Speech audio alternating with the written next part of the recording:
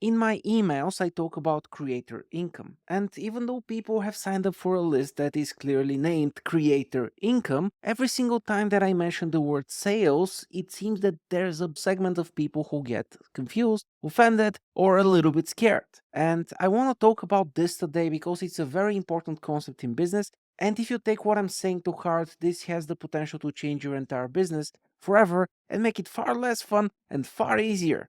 First, I have this diagram here. In here, I try to define what a business is because a lot of the definitions online I didn't like. And as I was thinking about it, I figured that for any business to exist and for me to be able to call it a business, I want that business to do three things. Number one, we want businesses to create value. We want businesses to help people in some way or form because otherwise it's kind of useless, right? Why would you run a business that, actively destroys people? That's not the goal here. Also, for any business, we need a second thing, which is we need a market. We need a bunch of people who want to buy whatever you're helping with. Otherwise, that makes no sense as well.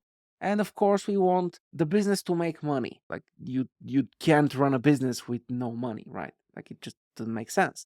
So here's what happens if we just take one of those components out. If we just have a market and we're giving them value, this is great, but with no money, we can't hire people, we can't expand the business, we can't even pay ourselves. So the longevity of this business is very limited. This is probably a business that's not going to last long. Here I call it a charity, but that's not perfectly accurate. Like even charities need money, even charities need to get funding from somewhere. So that's not even a charity. This is something that is just very short lived and is not going to exist for a very long time. What if we just had a market and we just made money off of them? That would be a scam, obviously. We don't want to do that. We want to help people in some meaningful way. Otherwise, I don't see the reason of running a business that just takes money from people and builds hate in everyone who you have worked with before, because it just doesn't make sense. Because we are living in an interconnected world. Everyone has a brand now. Everyone is a brand now. So your bad reputation is just gonna follow you and you're just not gonna last again. Does make sense. Finally, what if we make money and we help people a lot? Then that's not really a business if no one wants to buy that, because that becomes a very imaginary making of money, and that becomes a very imaginary helping of people. So that's just an idea, and that idea is probably not that good if no one is buying it. This is something that I learned from entrepreneurship. If your idea is so good, you should be able to actually create it and make money from it. If no one wants to pay for an idea, it's probably a bad idea. When I look at that diagram and when I think about creators, it's very clear that creators have a market. If you have, thousands of people following you, you obviously have a market for your ideas, your thinking, your whatever you're doing. If those people stay with you, you're obviously giving them something of value. That might be entertainment, that might be teaching, that might be a lot of things.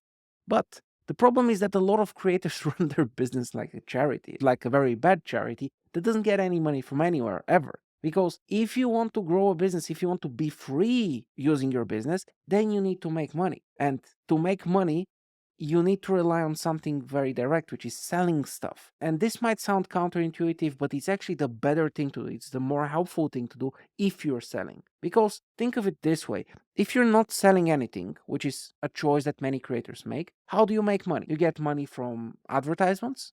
So, someone is running ads on your content and you get a cut. You get money from sponsors, which is you are advertising their content, and you get money from affiliates, which are kind of like sponsors, just less cool, but you advertise something, and if it sells, you get a cut. That's it. Those are the ways you make money. And if you think about all of those ways of making money, all of them are based on somebody selling, but that person is not you, which is a big problem in my mind. Because if you're not the person selling, if you're affiliating for Amazon, someone can go on Amazon and buy the wrong garbage, and then you send them there. Even though you might have sent them for something different, they still bought the wrong garbage and they associate that experience with you, at least a little bit. That sucks. I don't want that for my audience. I don't want that for you. I want the best for my audience. So what happens with ads? Kind of the same thing. You run a random on your channel. Those ads can show everything from dildos to buying cars to, I don't know, whatever random crap there is, which might not be the things that I like and that I want to stand for.